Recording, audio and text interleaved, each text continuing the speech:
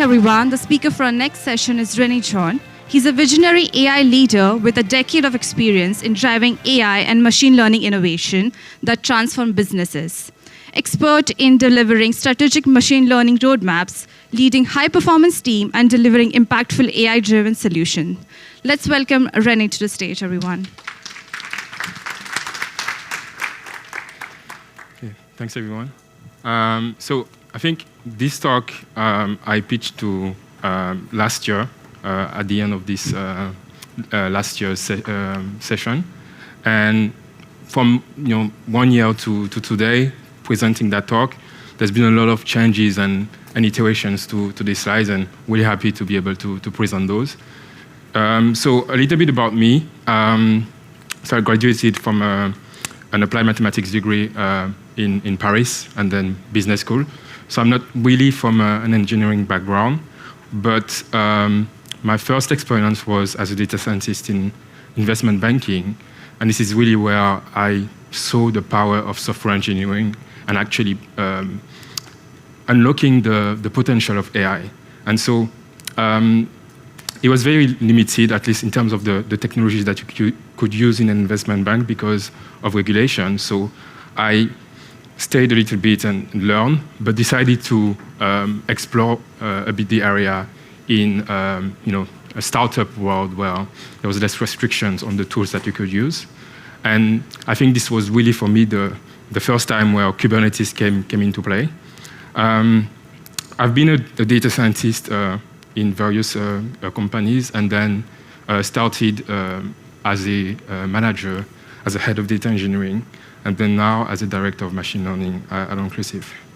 And so I'll talk a little bit about Onclusive because I believe that the business, context informs a lot of the decision that we've made with the infrastructure and the tools that I will present.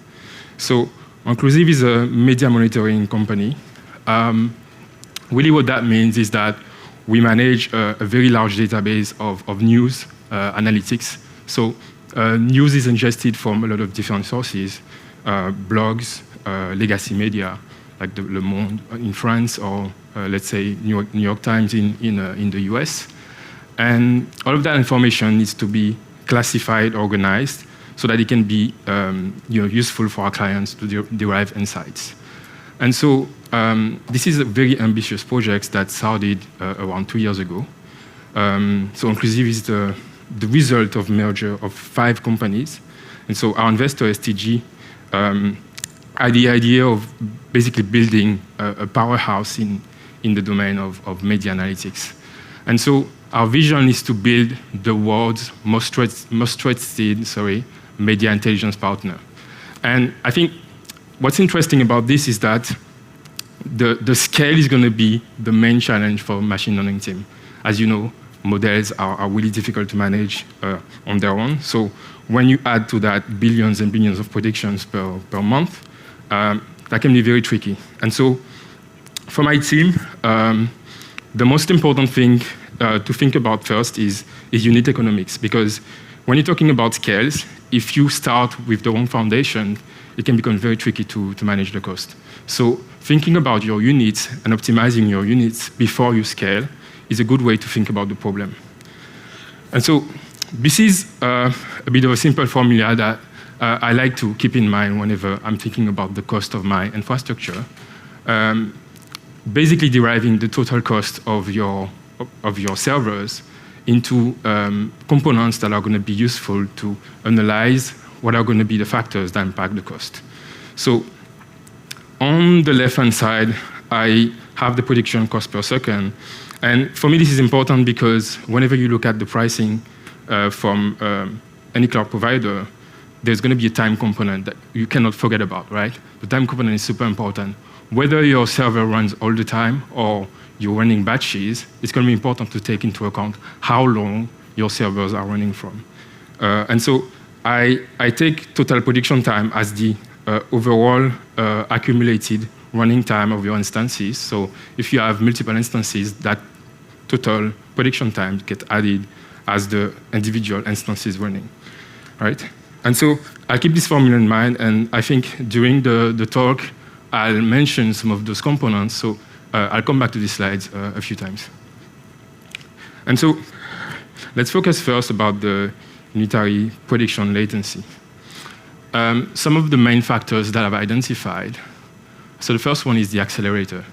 And so what I mean by accelerator is you have, for instance, GPU, right? Which is the most common one. But there are alternatives, right? For instance, we all know about TPU, but on AWS, there is a new player, which is called Inferentia, which has been very important for my team. There's also networking, right? I won't really cover networking, but just for the sake of completeness, I wanted to add it there. If you have a more sophisticated network strategy, you can optimize the time that your data passes through networking and communication before it arrives to your model and vice versa from your model to the client. Then the last one is the model size. So this one is pretty easy. The larger the model, the more complex the computations are going to be, and the slower the predictions are going to be. So the larger the model, then overall, the slower your predictions are going to be. The second part here is the unitary prediction cost. So of course, if you're using accelerators, that's going to be more expensive, right? So usually, as we know, simple, a GPU instance is going to be more expensive than a CPU instance. And in our case, some inferential instances are going to be more expensive than GPU. So you do have an optimization process to do and selection to do. Of course, model size, that's going to be negatively impacting the prediction cost. The larger your model, the more memory, the more resources you need to make a prediction, and so the larger the instance needs to be. Or you may not have enough space to run multiple threads, so that's going to be overall more expensive. And last but not least, this is, I think, the most important component for scale, which is the provisioning strategy. So whenever you need a new instance to start a new process, you have to go to your cloud provider and ask for a virtual machine, right? But the strategy here can be optimized to lower the overall cost of your infrastructure. And we'll come to this in a moment. And so coming back to this formula, I'm really interested in optimizing that ratio, which is the prediction cost per second. And of course, if you go to and we combine the impact of these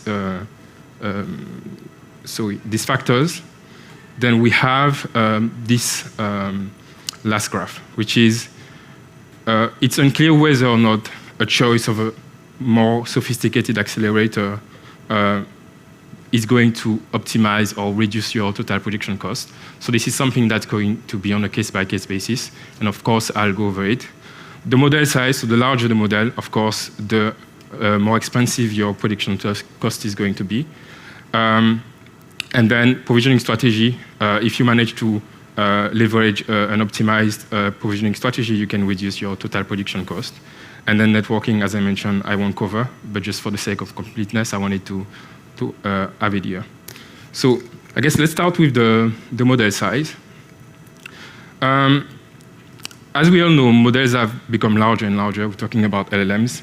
I think probably at the inception of transformers, models would have millions of parameters, and now we're talking about tens of billions of parameters. So what is the way to actually manage that trend? But very easy, making the model smaller. And so making the model smaller is going to have a very obvious positive impact on memory and storage requirements. It's going to make the computations faster, and so reduce the latency. However, this is the main negative impact about quantization, is that it's going to increase the error rate. So you basically negatively impacting the accuracy or the performance of your model. So there's going to be a trade-off there to manage, and this is definitely what quantization is about. And so the research is about making sure that you can manage that trade-off effectively. And so I guess what's important to remember here is how numbers represented in memory. And so the more precision you want to play for, the more accurate your computations are going to be. However, the larger the model is going to be. And so probably a few years ago, Float 64 was something that people used. I do remember using a few models with that level of precision. With LLMs nowadays, by default you have Float 32. And quantization is going to be the process of going from your simple or double precision onto lower precisions here, while trying to maintain as much as possible the accuracy of your model. And so how does quantization work? So an example around going from 32 float precision to integer 8. So there's going to be a transformation applied, so I won't go into the details because there are so many possible ways to quantize. However, you're trying to optimize the quantization so that you can pass through the left-hand side to the right-hand side. It's usually a linear application. And then you're trying to reconstruct that right-hand side to go back to the left-hand side and trying to minimize the reconstruction error. Basically, because you have a projection into a lower precision space, you're going to lose information. And so trying to go back, you're never going to be able to find the exact same numbers, but you're trying to get as close as possible when you reverse the quantization. And so there are two different ways of running quantization. So you can doing during training or after training. So quantization or training starts with quantizing the model, so reducing the floating point precision into either float 16 or int 8, and then fine-tuning the model after that. So you'll have, of course, need for data to be able to run that process. And at the end, you'll have a quantized model. And so there is a process that can also run post-training. So if you have a pre-trained model and you don't necessarily have a lot of training data, but you still want to be able to use it on lower precision, a floating point or integer, then you have the possibility of using calibration. This is optional, right? Either skipping calibration and quantizing directly, which is called dynamic quantization, or using data and running calibration to be able to find the optimal quantization. And then at the end, you'll have a quantized model. And so because you are effectively changing your model, you want to make sure that you're not completely destroying your performance and everything that you worked for, right? And so this is a proposed workflow that my team is working with. So we're running training first. So we don't use quantization during training. We quantize after the training. So we train the model first, get registered in our model registry, and then we're running something that's called an optimized process that can be anything, and of course includes quantization. And after the quantization, we save the model into the registry, and we run regression tests to make sure that the performance is still, we still have a good performance and that the model accuracy hasn't degraded too much. And so once that's done, we can deploy the model. And so all of that is automated. We're using GitHub CI as a workflow. And so if your model regression tests have failed, then the rest of the CI gets skipped. And so you're not able to deploy that model. And so here, the reason why I mentioned this is because quantization is not an easy process. It requires a lot of experimentation. And so automating this process makes it easy to test out different parameters and to speed up the time between having a model trained and having that model deployed in production. And so these are a few benchmarks that I compiled from the work of my team. One thing that I wanted to mention really here is that I was surprised by the drop in accuracy from float 32 to int 8, which is a quite significant drop in precision. the model weighs 400 megabytes here and about 170 when it's quantized to integer 8, which is quite the significant drop. It's about divided by 3. And you're only losing 2 points of accuracy. Something to mention here is that this is very dependent on the model architecture. So this is something that needs to be done on a case-by-case basis. But at the end of the day, after quantization of the model to int8, there is a significant improvement in the prediction cost and in the latency of the model as well. So we've passed from around almost 10 to 3. So almost divided by, I guess, by 3.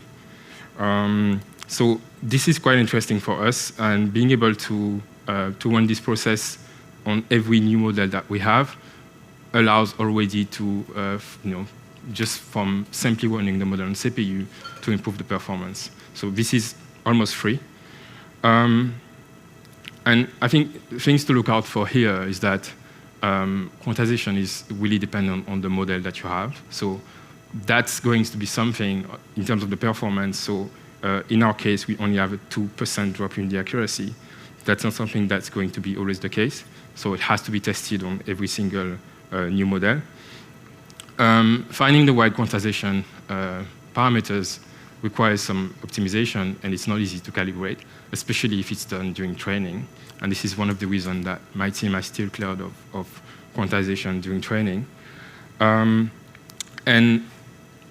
quantization layers, so what's happening behind the scene is that your model's layers are being replaced by optimized layers, and they're not always compatible with the accelerator. So here, I only run those in CPU because the layers are not necessarily compatible with GPU or inferentia, and that usually requires extra dependencies. And so let's talk about accelerators now. I wanted to start by going over the way that information flows through a CPU, because this is the basis really here. CPU they usually have a limited number of cores, 2, 4, nowadays probably 1632, maybe up to 128. But that means that they're not really designed to run a lot of tasks in parallel. And this is also why we routinely don't use CPUs for machine learning. And so when CPUs want to execute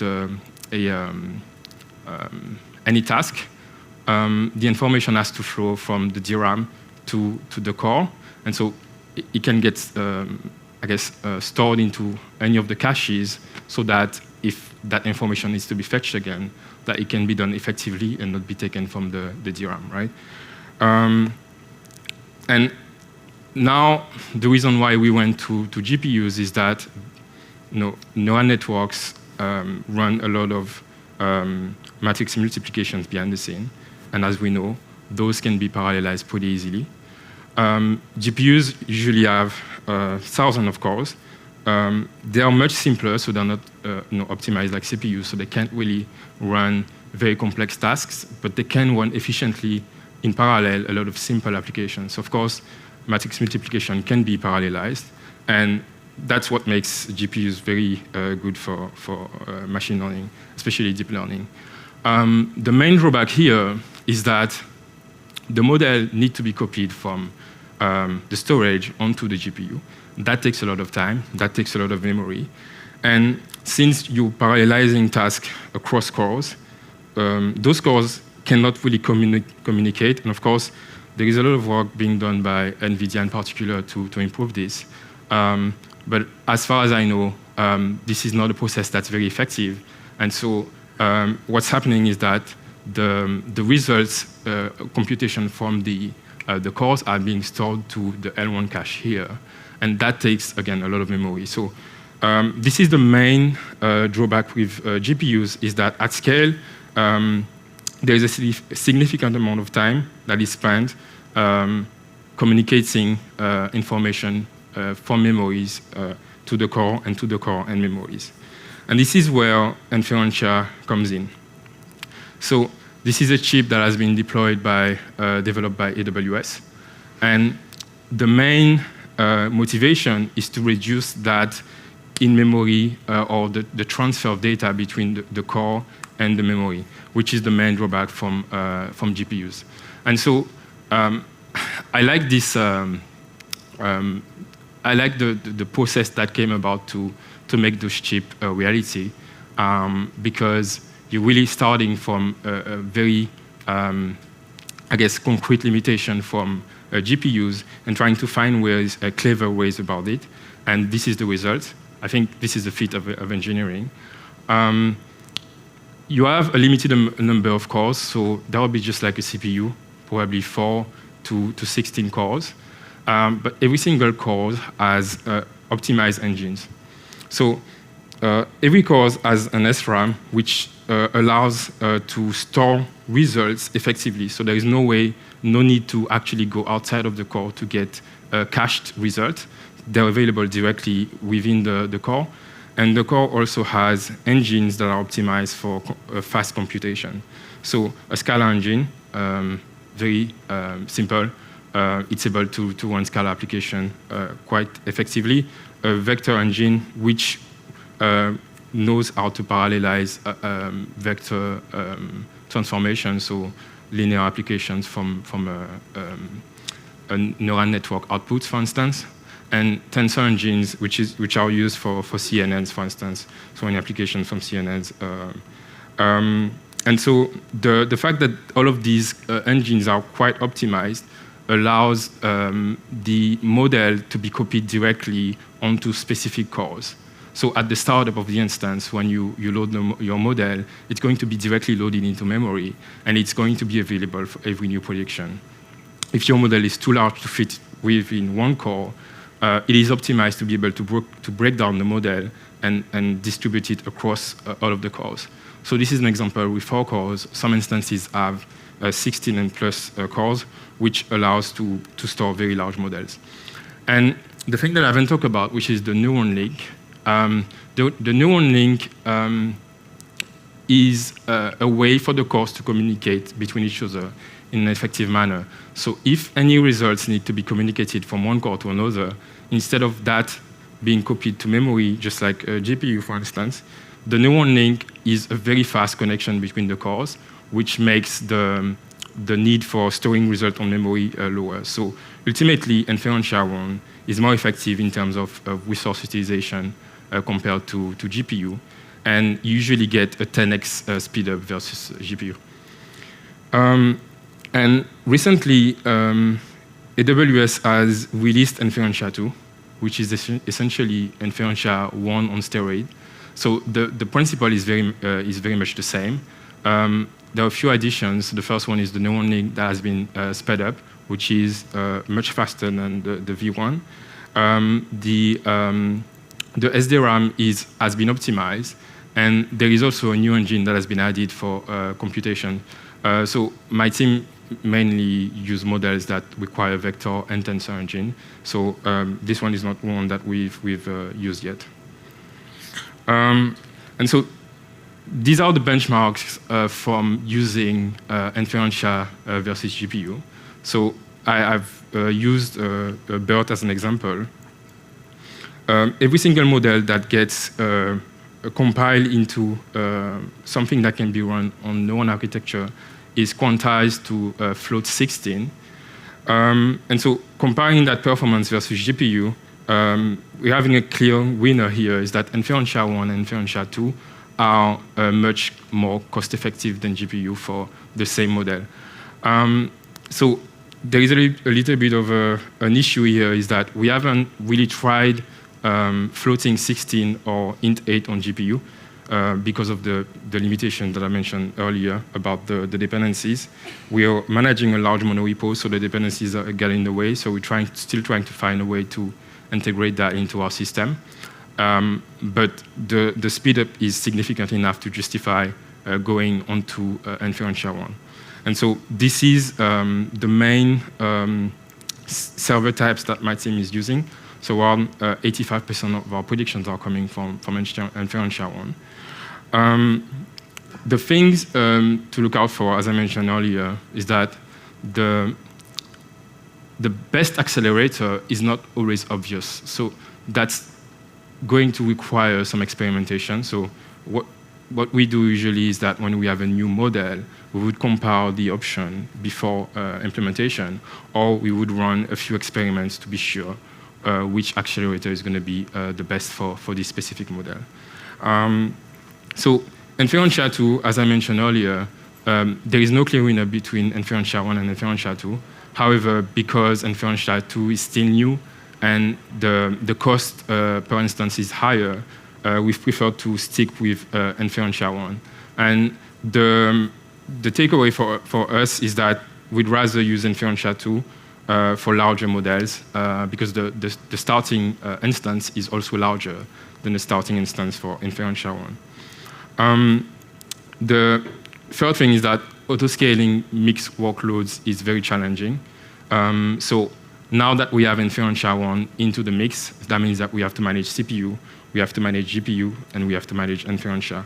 At scale, that can be quite tricky, and this is also why we'd rather be using Kubernetes, because it allows us to do this effectively.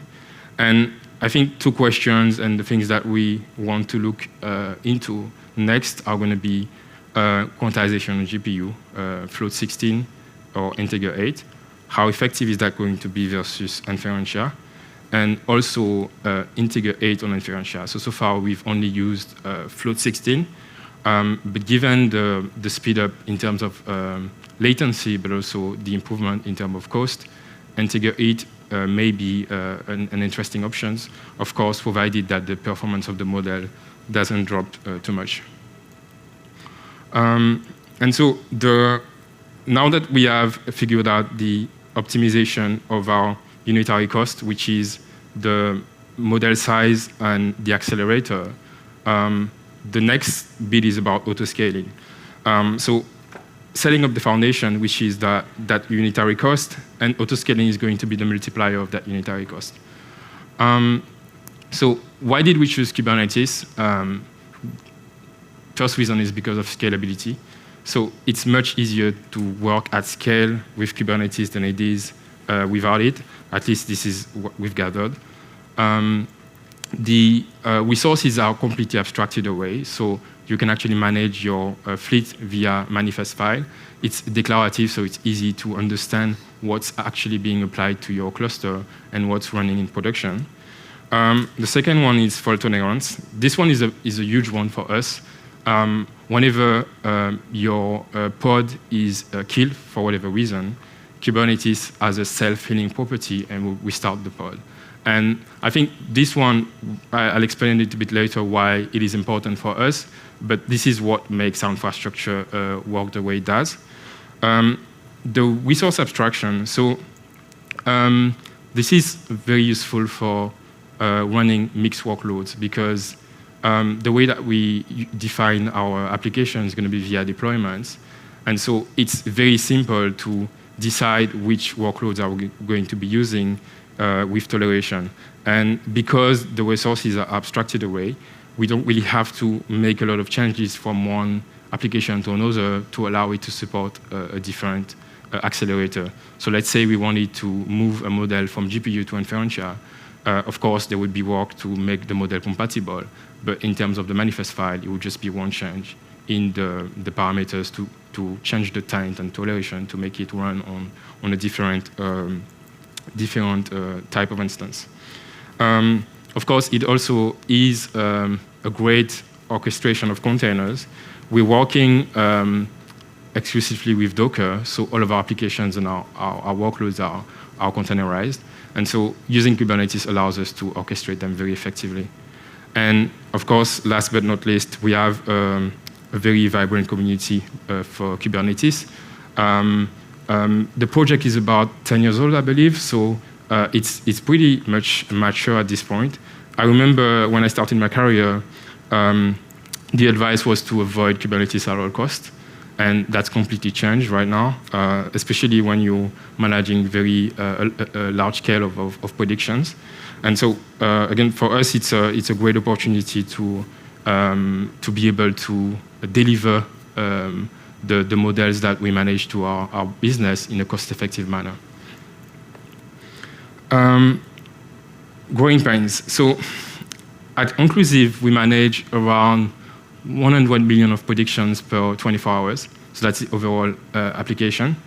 The teams that send us the prediction is not necessarily I would say the most friendly. We receive predictions into bursts. So you see that there are a lot of very violent spikes, and it makes it very difficult to adapt to that.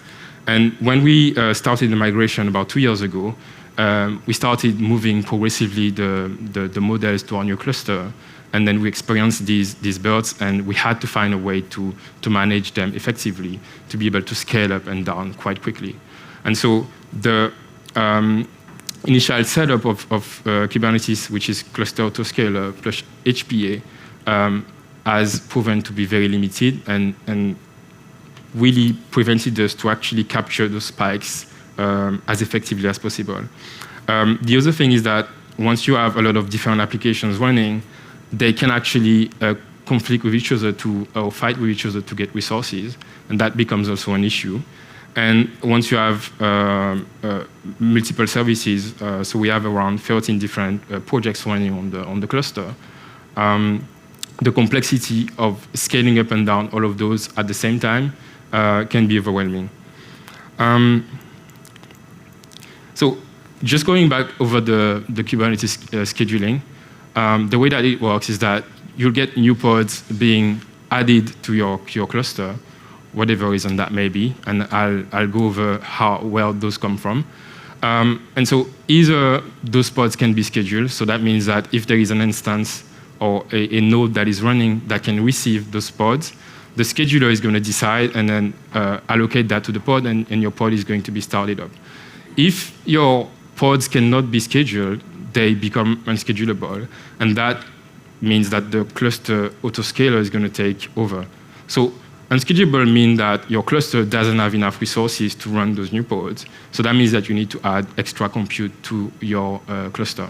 And so the cluster autoscaler is going to look at those pods, and based on the node group defined in the autoscaler, it's going to decide which new node to allocate to your cluster. And so once you have your new node, the scheduler is going to take over, and then those pods are going to become schedulable, and they're going to be scheduled onto the new node.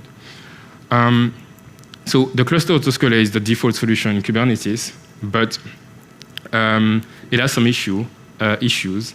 And the second point here is that those new pods are being sent by what is called, at least the default solution is the horizontal pod autoscaler. And the pod autoscaler has a few limitations, and the solution that we've introduced as an alternative is called KEDA. So KEDA, and I'll do a comparison between KEDA and HPA, that KEDA is designed for event-driven architecture. So KEDA can take any sort of metrics from a lot of different sources. It could be a Kafka event. For us, we use as a source Prometheus metrics. And so that comes into the second point. The HPA is limited in terms of the metrics that can be used to autoscale. So usually that would be CPU, or that would be memory usage. But that's very limited and doesn't give you enough of an information about how overloaded your system is. Some systems are going to be overloaded, and the CPU is going to stay very constant. So it's not going to be a very good indicator. So advanced metric could be requests per second, could be any metrics that you would have available in Prometheus. So it's much more flexible and much more powerful. And of course, multiple data sources. So right now, my team is only using Prometheus, but there is also the possibility of using Kafka, notably. And you can also autoscale from zero, which is very much, I think, a bonanza for us. So whenever an application is actually not being used, KEDA will just delete the pod. And so that means that your application is not consuming any resources. So the way that it works is that you have a state controller that is monitoring the Prometheus metrics. And so when you reach your target, the state controller is going to be working in consort with what's called a scale object. So that needs to be installed via custom resource definitions on your cluster. And it's going to be adding new pods. So in here, so that's how those new pods are being created. KEDA is going to be monitoring your applications, at least what's running, and taking the metrics from Prometheus. And then once the trigger has been reached, so let's say 10 requests per second, for instance, then new pods are going to be added, and then you start the process of scheduling them so that they can start coming online. This is a simple view of the scaling object, and this is also a view of 1 week of the number of replicas running on our cluster. So you see on the weekend, on a Sunday, we're still receiving predictions, but it's much lower. And so our system scales down over the weekend and saves us around 30 to 30% of the cost because the predictions are down. And so scale object is a very simple declarative object that can be added to a Kubernetes cluster via CRD. So this is an example of me and my team using Prometheus metrics to be able to scale the service. We're using the 95th percentile of this application.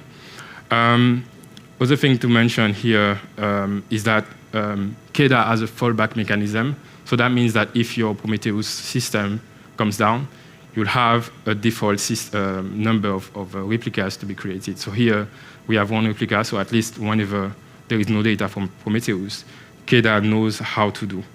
And some, I guess, parameters around the reactivity when it comes to scale down and scaling up. So those are important for us because, as I mentioned, you have quite a violent burst of requests per second. And so we need to be able to react really quickly, but we react really slowly when it comes to scale down. So scaling up very, very fastly and then being slow to scale down. Okay, so provisioning is the next step for us once we get in there. So coming back to this, I'll talk about provisioning of the new nodes. So whenever you find yourself with unschedulable pods, do we still keep that cluster autoscaler, which is the default system in Kubernetes? And the answer is no. It's pretty limited. It's very difficult to configure. I remember spending a lot of overnighters when I set up Kubernetes for the first time, trying to figure out how it would work. I'm pretty amazed with the progress that's been made. The node selection is very trivial. As I mentioned, we're working with Inferentia, CPU, GPU, so you have 3 different types of instance to manage, which is not that much, but it's quite difficult to do with the cluster autoscaler. It's difficult to use with spot instances. So spot instances is I think, the secret sauce for us. When you're using cloud providers, you can either request instances on demand, which is you own them, and they stay with you until you release them. Spot is the alternative, which is you ask for the instance. You may get it if it's available. If it's not, you don't, obviously. If it is, you get it, but the cloud service provider can take it back at any moment for no reason. And so that means that you don't know how long you're going to have this instance for, but the benefit is that you get a reduction of cost. So it's around 30%, some 40%, which is pretty good. And the last one is the trivial scheduling. So the cluster autoscaler doesn't work very well when you work with very huge burst in prediction, as I showed in this slide. And so for my team, we're looking for alternative, and we came about a solution called Carpenter. So Carpenter is it's a project that was released in 2021. The version 1.0 was actually released last month, and this is really the final piece to complete our system. So we have CADA that is monitoring the metrics from Prometheus, which is a more advanced autoscaler, and it's able to schedule the pods. And now we have Carpenter taking over. And so here you see that we have a more complex structure. The scheduler takes over whenever the pods are schedulable, and of course they get added to the existing capacity. If they are unschedulable, then Carpenter takes over, and then is going to find the best instance type based on whatever specs your pod has, and then get them online. The extra bits that we don't have in the cluster autoscaler is that the feature called consolidation. Consolidation is quite, I think it's an interesting feature because it's able to basically monitor your cluster, and whenever it finds nodes that don't have much pods running on them and the utilization is quite low, it's able to actually destroy them and then find another better instance to run that pod on. So you have an extra tool that monitors your cluster and optimizes the cluster for you to reduce the overall cost. So a caveat here is that consolidation was still a new feature when my team started adding Carpenter to our cluster. So we didn't use that. So the way that we worked, and I'll just skip the slide, I'll come back to it, is that Carpenter is a very advanced tool. It allows you to also replicate different strategies. So the strategy that we're using is that we look for a spot instance first. And if we have a spot instance, and of course this is the one that we're going to take, so it's about 30% of the cost down. If spot is unavailable, which happens sometime, we actually look for on-demand instance, but we'll add a time to life. So that on-demand instance is going to stay up for a few hours. So usually we take 6 hours. And once the 6 hours have passed, that instance gets destroyed, and then you start the process again. So every pod that was running on that instance becomes unschedulable, and then Carpenter takes over and try again for a spot. So that means that we're saying we only want spot, but if spot isn't available, we'll settle for on-demand. And Carpenter is pretty easy to install on the cluster. So again, this is CRD. And the configuration is pretty simple. So you have what's called a node template. So the node template worries about the creation of your new node. So what's going to be the subnet, the security group, what tags are you going to add to the new virtual machine being created, and of course some storage configuration. And then the interesting bit is the provisioner. The provisioner is going to be allowing you to decide how to select the instance. So Carpenter is going to use that information coupled with the pod specs to be able to decide what is the best instance to select. And one of the things that I mentioned was self-healing property is we prefer spot. And of course, if that instance gets destroyed for either if it's a spot or either if it's an on-demand and you've passed the TTL, because of the self-healing property, we know that the pod is going to come alive again at some point. So there is a little bit of optimization to be done to make sure that the downtime is as minimal as possible, but at least it really allows us to reduce the cost of our infrastructure. So this is a little bit of the progress that we've made from using inferentia on demand with autoscaling to using inferentia on demand plus spot with autoscaling. So we've managed to around divide by almost 3 the cost of the unitary cost of prediction, and of course by 3 the overall cost of our infrastructure.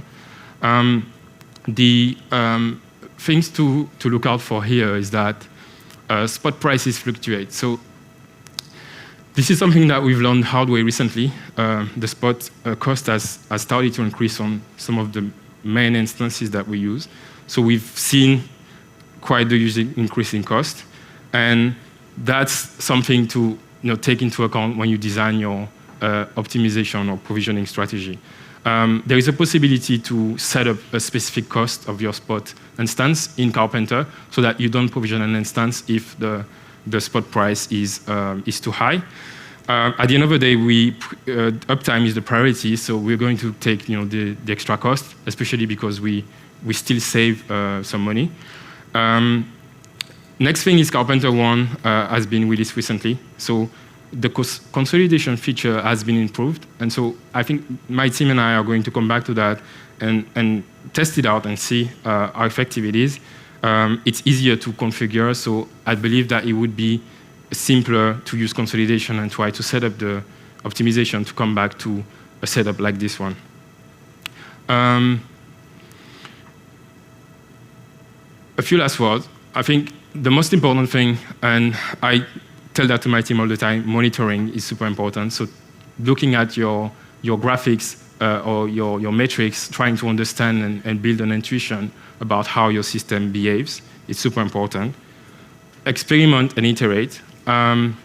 So running as many experiments, because there's so many parameters, so many variables, it's going to be difficult to know what's going to be the optimal solution. So you do need to iterate and one experiment and iterate as fast as possible so that it doesn't take too long to take the learnings. And again, and the last one, which I mentioned earlier, which is about automation. So if you are able to leverage automation effectively, you can reduce the feedback loop and learn as quickly as possible, iterate as quickly as possible, and so that you can see, faster than later, sooner than later, sorry, the results of your work on optimizing the cost of your infrastructure. Last but not least, what I mentioned is really specific for AWS. So you wouldn't be able to replicate exactly the same thing on other providers, but you get close, right? So on Azure and GCP, the only thing that you wouldn't have is inferentia. Because Carpenter has been donated to the Cloud Native Foundation, it is now something that can be also deployed on Azure and GCP, which is great. And so that means that you get full portability of the solution to the cloud providers. Thanks. Thank you for such an insightful session. Unfortunately, we do not have enough time for a Q&A session, but we can take one question. Thanks for the great presentation. You started off with data science, and you ended up with MLOps and everything. So, have you heard of this IPU, this accelerator called IPU from GraphCore? Intelligent Processor Unit. It's doing something similar. It came off way before Inferentia, and it's doing something similar what Inferentia is doing. So you can say IPU is like a combination of decentralized CPUs and GPUs. So basically the architecture is similar to Inferentia. So there is a SDRAM processor and some other things on that big processor, and they all network and talk to each other through to a very fast bus. So just like you have the neural link. Yeah. And it'll be interesting to see if you did the same experiments you did on CPU and GPU, if you did it on IPU, what the performances would be.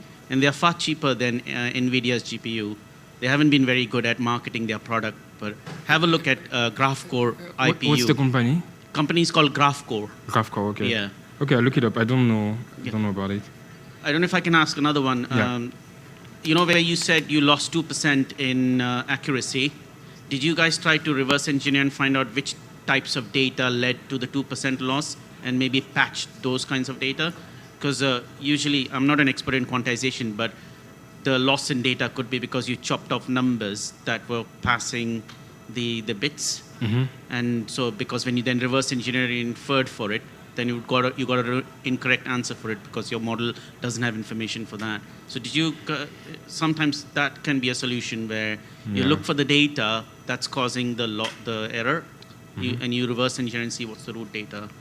Is that something you guys considered, or do you think it was we haven't plausible? considered. It's a good idea. I think I'll talk to them about that. The way that we reason about this is because the tests are automated, we're just trying to iterate faster rather than analyze in much detail the reason why it failed.